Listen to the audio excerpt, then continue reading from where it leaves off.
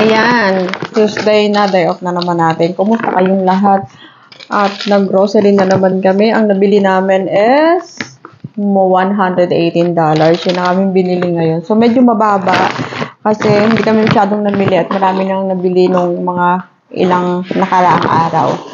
So, mamayang gabi magluluto ako ng salmon soup. Yung sinigang na salmon, yan naman. At alam niyo may bago ngayong araw na to kasi usually tuwing Tuesday nagluluto kami ng pagkain para sa dun sa mga anak niya. Dun sa isa niyang anak na at kasama yung mga apo. Pero ngayon hindi namin gagawin kasi parang sabi niya napapagod na daw siya. So, mas maganda naman nga, pabor yung para sa akin, para makapagpahinga din tayo. Pero mamaya pupunta dito yung mga bata galing sa school. At ngayon, ito yung mga pinabili namin, konti nga lang. Ang papaya, as usual, lagi akong bibili ng papaya.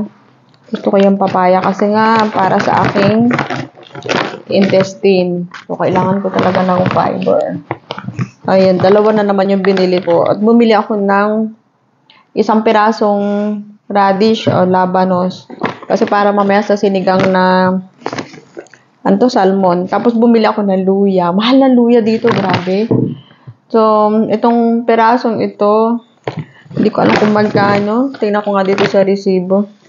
Hindi ko makita. Pero, nasa ano siya, mahigit $4 ang isang piraso na to. Ito lang. No? Bumili ako nito kasi may balak na naman ako magtinola sa isang araw. At bumili din ako ng ito, rock melon kasi gusto ko yung rock melon. At ito din, beans para sa mamaya sa sinigang na salmon. At bumili na rin kami ulit ng cooking oil kasi ang cooking oil namin kakunti na. Gusto ko itong extra virgin olive oil. Maganda yung olive oil na yan. At ito, Himalayan pink salt. Yan, rock salt. Ito yung lagi yung ginagamit namin. At bumili ako ng patis. Yan, fish sauce. Para mamaya sa ating lulutuin na sinigang na salmon. Tapos bumili ako ng Gaviscon. Kasi alam niyo palagi akong nagkakaroon ng indigestion. Kasi meron akong ginagamit na yung parang candy, yung Quick Ease. Parang hindi masyado nag-work sa akin. So, itatry ko itong Gaviscon naman. Kasi ang nakalagay dito is dual action. So, baka mas maganda. Kasi lagi sumasakit yung sikmura ko talaga. Lalo na pag napapasobra yung kain ko. Kaya, ang hirap naman pigilan kumain. Ang sarap naman kumain. Ito naman yung cheese na binili namin. Kailangan lagi yung cheese. Si Barry kasi mahilig siya dito sa cheese na to. Yan, bumili na rin ako ng toothpaste namin. Siyempre, paubos na naman yung toothpaste. Saka, ito hand wash again. So, gusto ko maglagay ng isa dito sa paubos na kasi yung dito namin sa kitchen at ang isa doon sa kabilang banyo. Bumili ako ng bigas. Maliit lang yung binili kong bigas kasi pag bumibili kami ng malaki, napapasaing ng sobra. Lagi ng kanin. Ayan, kaya napapasobra. At yung anak ko si Carla ay nagdo-diet. So, ayaw niyang kumain talaga ng kanin. So, para makaiwas kami sa kanin lagi, konti na lang yung binili kong bigas. Dati yung malaki binibili ko nga.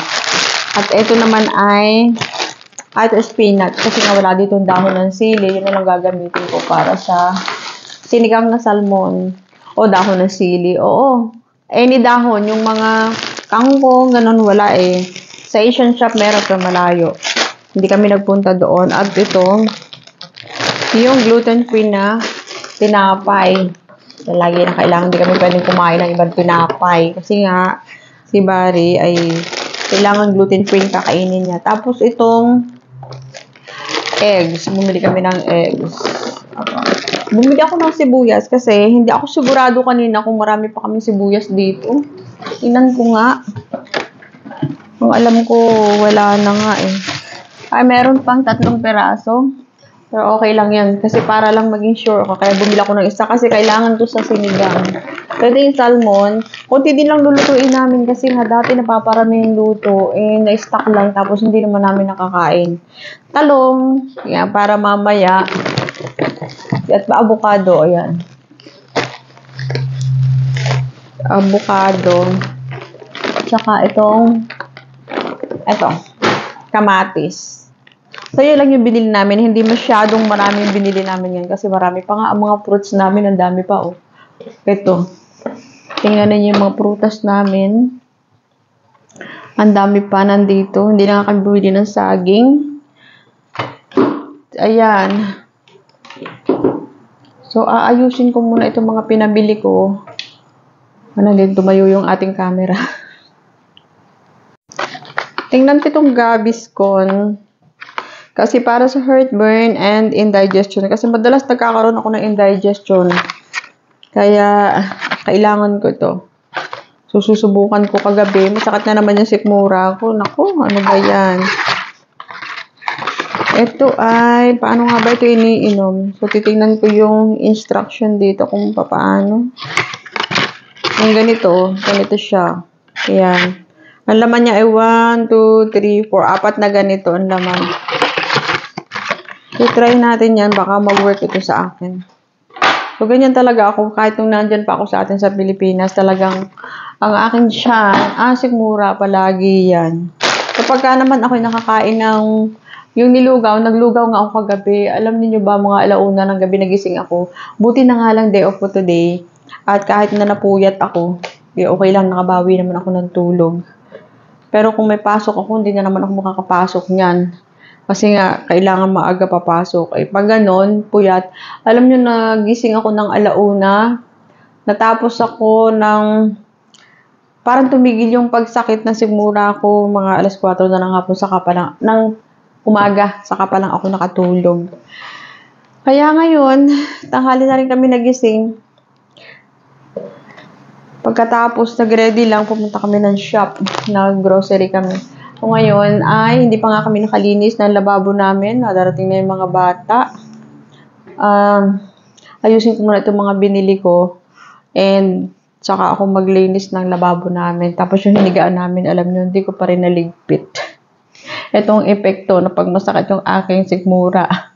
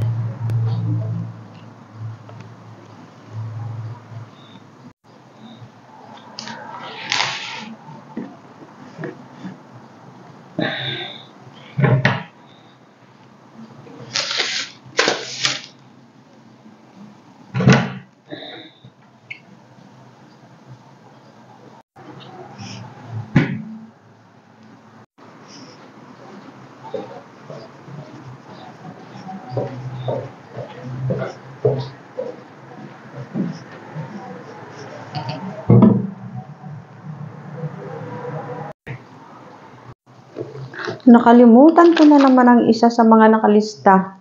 Nakalista na, pero nalimutan pa. Nalimutan ko yung dishwashing, so hindi kami nakabili ng dishwashing. Meron pa naman, pero parang hindi siya tatagal ng mga 3 araw. Bibili na lang ako bukas.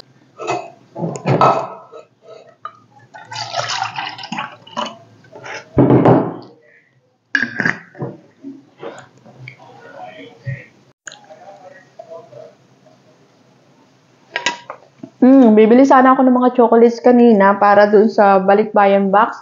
Hindi ako nakabili dahil kulang na naman yung oras namin. Kailangan namin bumalik kasi nga ang mga bata nito. Kailangan na nandito na kami bago sila dumating. So, nandito na nga sila ngayon. Ang hirap pag nagmamadali. So, baka bukas na lang mag-shopping ako na ako na lang mag-isa. Wala naman akong mga gagawin bukas. So, pupunta na lang ako sa grocery para makapamili ako ng chocolate. Para may pake ko na, mailagay ko na doon, mapuno ko na yung box at hindi ko pa nabuo yung isang box. Ayusin ko pa rin yung isang box, guys. Nakakapagod. Nakapagod din magbuo ng box. Sa totoo lang, mahirap gumawa ng box, mahirap magbuo, mahirap magpake.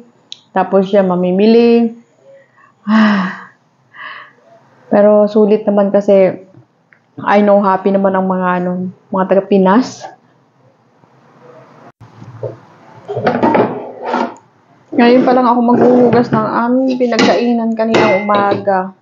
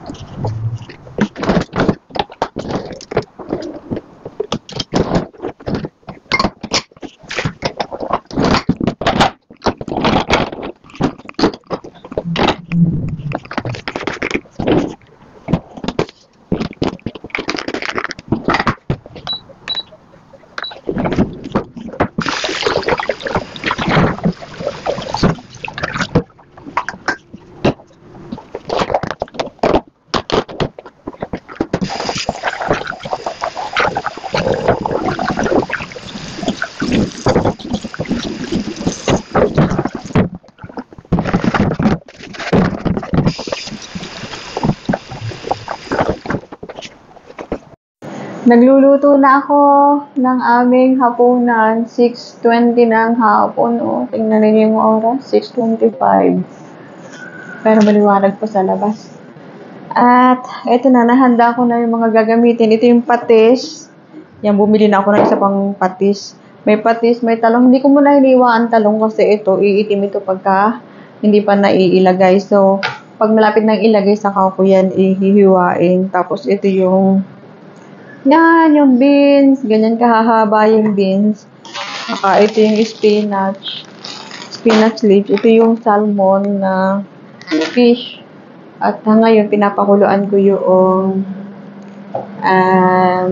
kamatis at saka ano nga to? Labanos. Yan, tingnan ninyo. Pagkulo na yan, saka ko ilalagay yung fish at sunod na yung mga gulay. Nagsasaing na rin ako ng karne, ng bigas. Yan. Ano nga ba?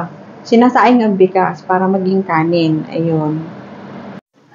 Nakakain na kami ng dinner. Busog na naman tayo. Hindi lang ako masyadong kumain at baka sumakit na naman ang akin tiyan kagaya kagabi. Control ko talaga yung pagkain ko ngayon at talagang ako'y naistorbo sa pagtulog pag sumasakit ang aking sikmura. At mamaya nga pala itong aking Gaviscon. Siguro mag-try ako uminom ng Gaviscon bago ako matulog. Para ito ay hindi ako sumakit ng sikmura. Titingnan ko kung paano to inumin at ilang beses. Teka nga. Tingnan natin. Adults and children over 12 years, 4 tablets. Children 6 to 12 years, 2 tablets. Take as required after meals and before going to bed. Right. Okay. So, ngayon pala dapat iinom na ako kasi nakakain na ako then. Tapos, bago ako matulog. Up to 4 times a day or as directed. Okay. 2 tablets stored ready before swallowing and follow with water if desired. Okay. Ginunguya lang pala to. So, adults and children over 12 years, 4 tablets.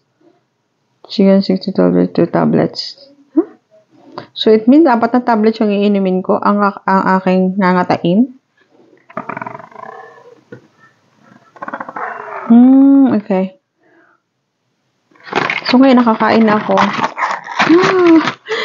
Kailangan ko nang ngatain to. Tapos mamaya uli bago ako matulog. Alam nyo ba, ang hirap pag sumasakit yung sikmura. So, kailangan ngatain ko na ito. Kasi usually nagigising ako pagka hapon kasi o dinner namin, kumakain ako. Pag napapasarap ako, ayun, talagang parang hindi ko mapigilan yung sarili ko. Ewan ko ba? Kain ako ng kain. Tapos magigising ako ng mga 2:00 ng madaling araw. Alam niyo, ang sakit ng sikmura ako. Pilipit na ako. Tapos babangon ako, inom ako ng gamot or any mainit na tubig. Tapos, yun nga, nagluto ako ng lugaw kasi parang gusto kong kumain ng lugaw ng mainit-init. So, naglugaw ako ng madaling araw, naglulugaw ako. Hindi ko naman ginigising si Bare, pero alam niya na bumangon ako. Alam ko, naramdaman niya na bumangon ako.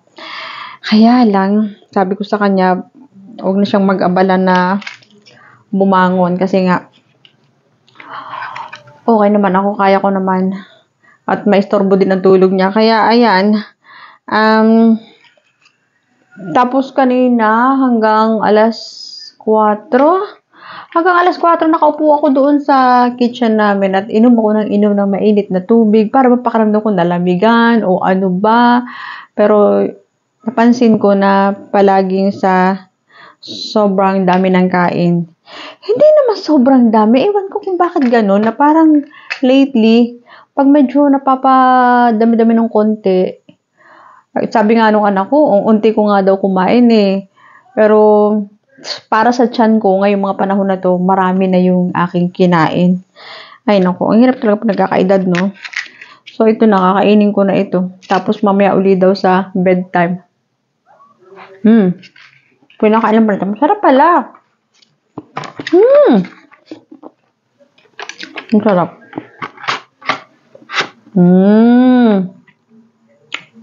Okay.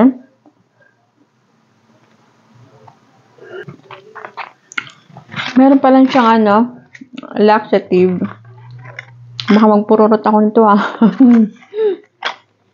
Pero okay lang.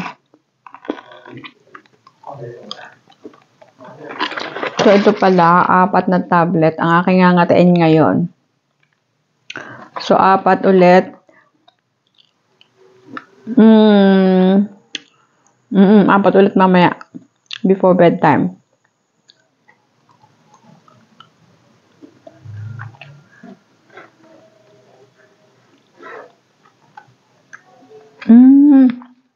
Dapat pala ito 4 times a day. Kaya pala, 16 tablets sa isang araw. So, tama, 4 kada intake, 4. Tamis pa naman.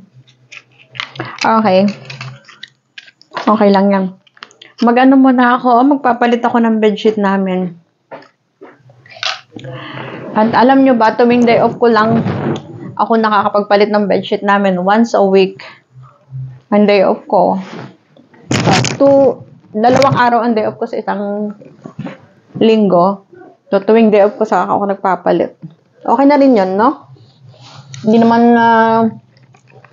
hindi marumi ang aming bed, pero gusto ko magpalit every week.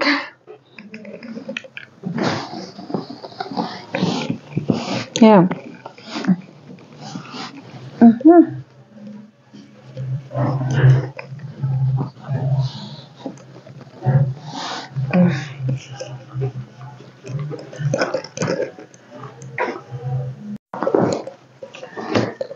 Itong bed namin na to, ito ay lumang bed na. Lumang bed pa ni Barry ito. Hindi pa niya ako kilala, bed niya to. Tapos, ayaw niyang palitan. Pero ang ganda pa naman ang foam nito. Kaya lang yung ganyan, yung bakal na ganyan na style. Talaga nung unang, siguro mga 20 years ago pa to. Pero, hindi naman kailangan nga na palitan. Kasi maganda. Yung foam, gusto ko yung foam niya kasi ang sarap tulugan. Kaya pag day off ko talaga, ang sarap-sarap ng tulog ko. Sulit na sulit. Kaya pag umaga, pag papasok ako sa trabaho, yung babangon ako, parang tamad na tamad akong bumangon. Kasi nga, sarap patulog. Lalo na dito palaging malamig.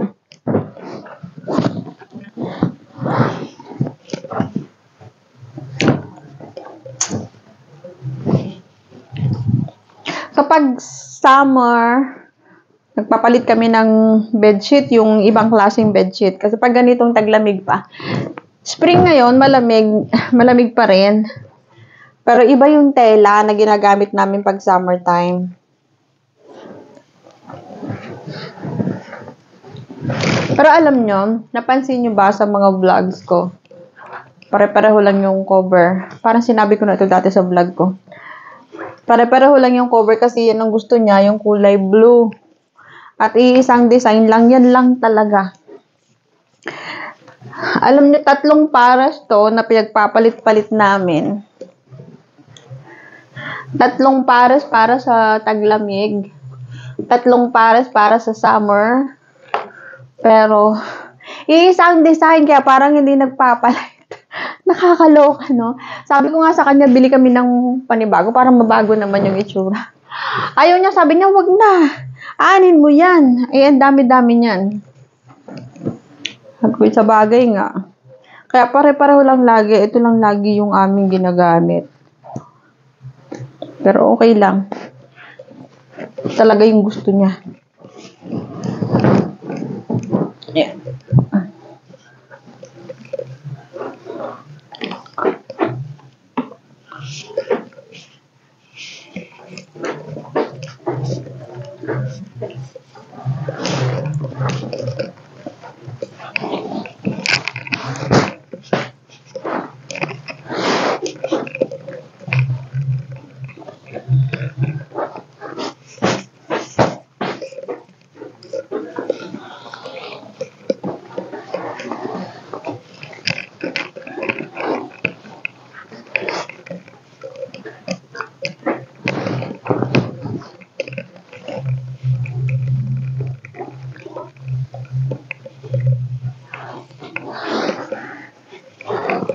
Ay, hindi pantay. Napasobra ng hila dun sa kabila. Ayan. Kaya pala.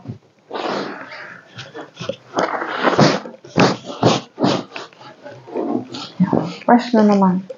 Sarap matulog pag fresh yung bed, di ba? Lalong nakakasarap ng tulog.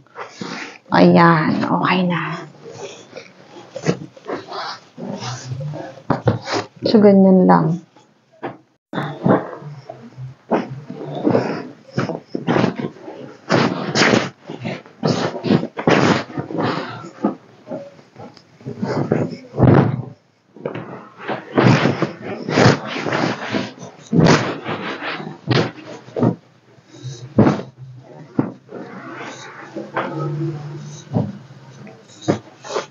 Napansin niya, magkaiba kami ng kulay ng unan. Kasi, yung kanyang unan, ayaw niya talaga na iba yung unan niya. Yung unan niya lang, ayaw niya napapalitan. So, ang ginagawa namin ay magkaibang kulay para hindi magkamali ng dampot. Kasi halos parehong malambot. Pero ewan ko kung anong gusto niya dun sa unan niya na yun. Pareho lang naman. Gusto niya kasi ganun. Kaya magkaiba yan.